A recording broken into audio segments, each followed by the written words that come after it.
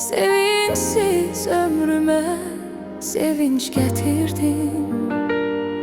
Bir ömür yaşadım benle hayatta, ölmüş ümitlere nefes getirdin.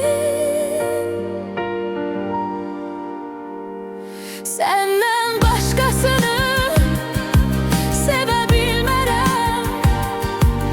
Uzat ellerini, tutun kalbime. Senden özgesine bakabilmerem.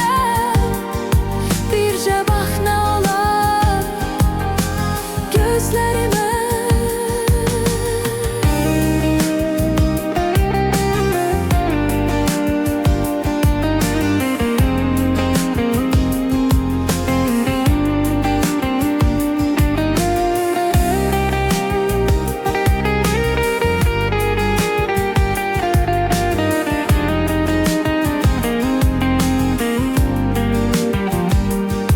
Danışmak istesem o bakışlarınla, qəhər gözlerime perde çekerdi.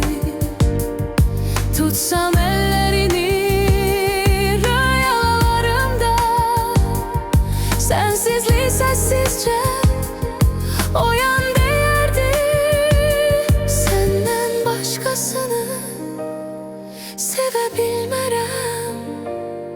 Uzat ellerini, tutun kalbime. Senden özgesi